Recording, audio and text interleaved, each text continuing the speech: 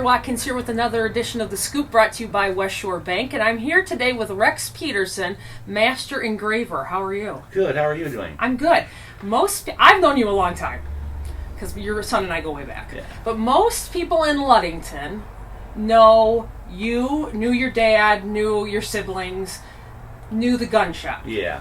But they definitely, I don't think as many people locally, and definitely not nationwide, know exactly what you really do with your engraving. So why don't you give us a little backstory about the history of the engraving and your dad Sure. and your grandpa and that kind of thing. Well, my dad and grandfather started the gun shop, and basically right after World War II, and got into it. And of course, I was with that. And the only thing he really didn't do was engraving. And one of those things where I was always kind of like one of these people who liked to draw, but didn't want to draw a bowl of fruit.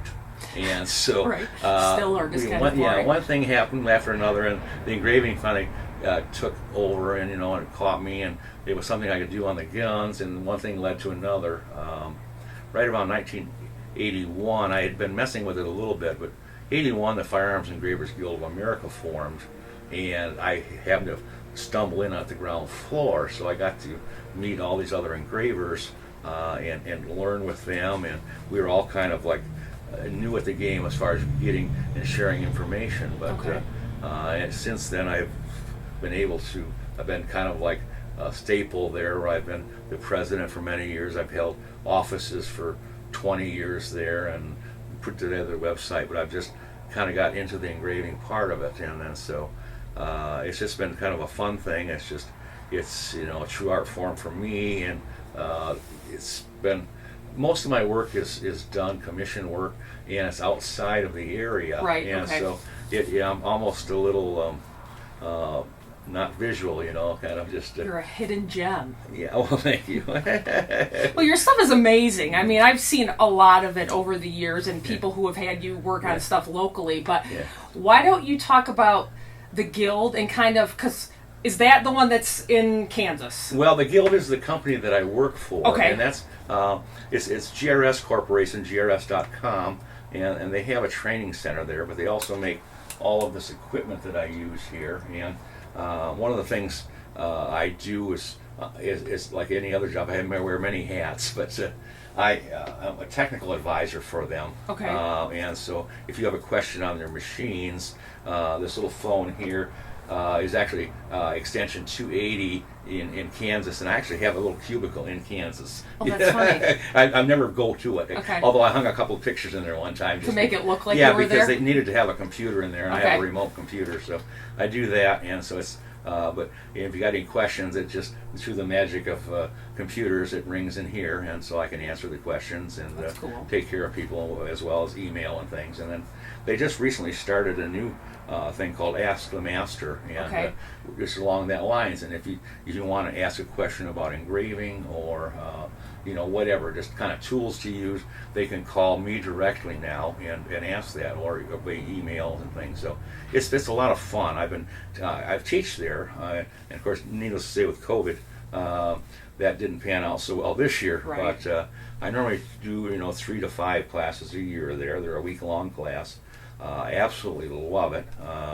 It's in Kansas, in Emporia, Kansas, and they have a real nice, or not real nice, they have an absolutely wonderful training facility. In fact, this year they just put a 50,000 square foot expansion on for their factory and the training, and it's just absolutely state of the art. And you walk in, all I have to do is walk in and teach class and not worry about anything else. So. Yeah, that's cool that you don't have to take like any kind of equipment with you. No, I take a few of my personal tools Right. and stuff, but essentially, I literally walk in there and have a staff. It's Nice. it's just very nice, and Right. And all the people there are so excited about engraving. They're not there taking sophomore English.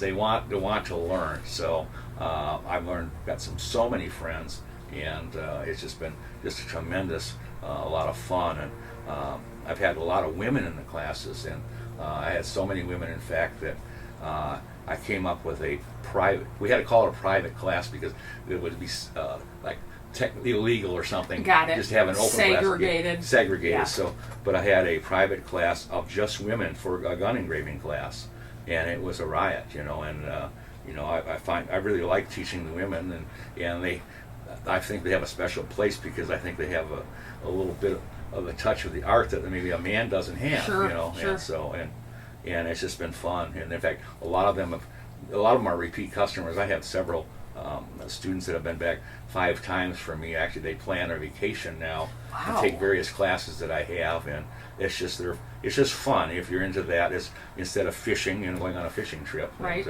How many?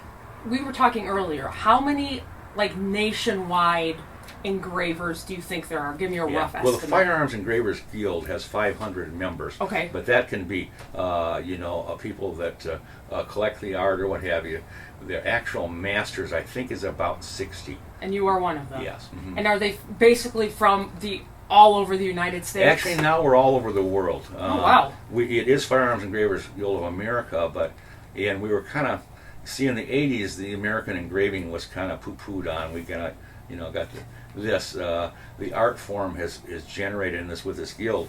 It's gone tremendous, and we're actually a power to be reckoned with for the world. And where they used to be, they've kind of turned away. Now we're having all these engravers from all over the world wanting to join our guild and become a master. That's cool. So it is really nice. It's just fun. How long have you been a master?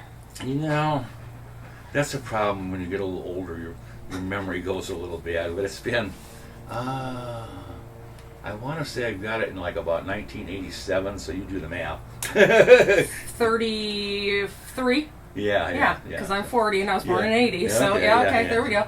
Yeah, Wow. Yeah, so. I didn't even know that. Okay, that's cool. I've been, I used to, when I started engraving, you would always add a year or so to your engraving. Like I've been engraving 5 years. Now I'm taking them away, because it's been 40 plus now. Yeah, so, but it's something you definitely love to do. Oh, I absolutely love it. The engraving has been just an absolute love for me, and it's just, it's just, you create something and make it something that's going to last forever. Mm-hmm. And now I find that the teaching is even as much fun or more fun because I'm passing that on. Sure. Eternity, Yeah, so, the love of it too. Yeah, and it's just the love from the people. It's just. And it's definitely a niche. Yes. It's not like the most common thing. It's not No. like you like you're a watercolorist or something like that. Yeah, so. yeah. In fact, it makes great plain conversation. I would imagine. It's Where are you going? Yeah, I'm a gun engraver, and it says actually an engraver. I engrave everything. So, but you say you're an engraver, and and then you have to kind of tell them, and they go, huh, and right. So I used to be. I would tell them that I did I was doing voiceovers, and I did You Got Mail, but now I tell them I'm an engraver, so it's just nice. It kind of shocks them. Talk a little bit about some of your favorite projects you've done, and some of because you have a couple that are well known, but I don't think people know that you do them. One of the big things, and it's really kind of totally off of the gun business, is the NASCAR trophy. And I say NASCAR, it's the Goodyear trophy that is given to the NASCAR champion. And each year what happens is the champion of the NASCAR year series gets this trophy, and it's hand-built. It's an exact replica of their car, and right down to every single decal. And the guy who builds these cars builds them just the seat. In fact, one of the race car drivers commented that even the seat belts in there were correct because his brand of seat belts was different than most drivers. Weird. Wow. Yeah, Okay. And all those gauges and everything.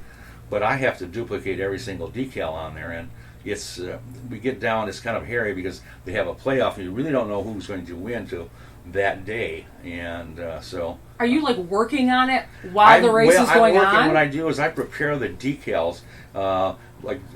Within about a month, we start guessing, and we get these race shops actually send me complete decal sets of the race cars. And now with computers, they're sending me half scales, so it's easier to pack.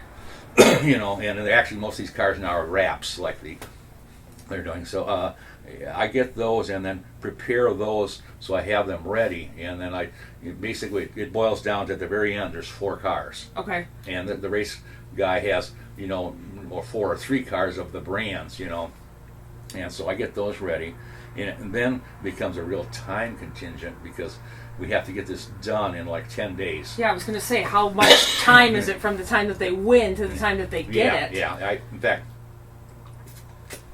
I have to. Used to be I would do it here, and they would courier it here. The courier would wait, and then we get that done. It's gotten so hairy now that I literally fly down to Charlotte, North Carolina, and set up an engraving studio in a hotel room. Wow. And I work like 20 to 22 hours a day getting this car done. And That's crazy. And what is it made out of? it's made out of copper and then 24 karat gold plated. And it's about this big, and I say it's just absolutely perfect. And the race car drivers really love them. They're Oh, yeah. I mean, who wouldn't want a replica of their car in Yeah. gold? In fact, the Jimmy Johnson was one of the big drivers. He's won 7 of them, so he has lots of them. Of course, and he has some in the museums and things. But he gave one to his car owner, Rick Hendrick, and Rick likes it so much. It's the only thing he has on his desk. Oh, that's cool. So that's kind of an honor to. What are they worth, do you think? Well, they're like over 100,000. Okay, I you know, figured, yeah. Yeah, and I'm not sure what, you know. Right. And they haven't really placed a price on it, but you know, just the expense of building them and just, I mean, for a while there, they were like, say, they would have a private courier come in here and drop it off and wait, you know, 4 days, and then That's crazy. Yeah, and then courier back, and then when it was done, it literally has a seat on an airplane. Well, I mean, it's worth Yeah. more than a lot of things. Yeah, so. yeah, and so well, that's it just, cool. Yeah, it's just so it's a lot of fun, and it's one of those like, kind of high stress but fun high stress. Right. You Well, know. and it's cool, too, because, I mean, most people know what NASCAR is, and Yeah. then to see those, I mean, Yeah. it's cool, especially being from here, Yeah. you'd be like, I know the guy who Yeah, did that. yeah, it it's is cool. fun, and you know, to see it on television is kind of fun, and then I get to talk to like the race teams. And last year, of course, I went. It was like a Joe Gibbs Racing, and went to his race. I actually had a little time off. What I do is, we schedule some shoulder days in there in case we have problems, and so ironically, it's normally right around Thanksgiving. This time it didn't. It was a different schedule, so I had like a day off that I could go to the race shop and actually see the car. And then, you know, I wasn't able to see the driver because he lives, you know, somewhere else. Right. But I was able to see that and talk to the people that I talk to in the race shop, because I have to call them up and say, now, you know, they send me the decals, and I say, well, you know, now what decals for sure. And in fact, it's been the point where sometimes I've got pictures or the decals, and then I've studied those so hard that one time I got some pictures of a car, and I said, and I called back and I said, you know, I said, you sent me those pictures and things. I said, but that's not the car. And she says, well, and she said, well, it's the one in the showroom. I said, well, you know, the showroom, you know, show car isn't really correct. Because you want the one that they actually Yeah, win because in, they right? actually, yes. Okay. And so, and I would study those so much, like on the racetrack, you That's know, like funny. you know, like a cat watching it go around. Oh, You yeah. know, and so it's just, and the race car drivers really appreciate that, you know. And Oh, yeah. In fact, it's almost to the point of putting some of them on a little crooked, because that's where they are on their car, you know. Wow. Okay, now that's detail. Yeah, That's definitely yeah. detail. And that's kind of what this job is. I mean, it's detail. Yeah, always strictly high detail. In fact, I have to laugh because the car builder is he's actually more a detail oriented, which I call anal, than I am when it comes to that kind of thing. But it's just really is. It's just, you know, I strive to get everything perfect. Even like on some of those, we actually have the little, like the logo of the race team on the horn button. You know, it's Okay. not really a horn button, but it's the middle of the steering wheel Yeah, or whatever. yeah. How do people like get in touch with you if they want like something engraved? Do you take just like customers? How does that work? Well, yeah, you know, it's been one of those things. Well, you know, I do a little bit of social media stuff just to kind of keep my name out there, and then I have a website through the Firearms Engravers Guild of America. They have a page, and then this GRS company. But after 40 years, it's kind of word of mouth. You Okay, know? I figured. It's a small circle of the gun collector people, and so I've never had to advertise, and there's days I kind of worry about maybe having, you know, work, but it just kind of falls into place, and it's kind of strange, but it's been, I've always had the work, Right. and so. Well, this might. I apologize in advance if people watching this are going to start calling you nonstop for stuff, but No, I want to thank you for joining me. I really Thank- appreciate it. thank This you. is so fascinating to me. So, yeah, thanks again for letting Thank us come in and check things out. 'Cause Well, it's thank really you. Cool. Yes, Yeah. yes. For any other news, check out MasonCountyPress.com, and our weather is always brought to you by Smith & Eddy Insurance. And like I said, I've been here with Rex Pedersen, Master Engraver, located in Ludington, Michigan.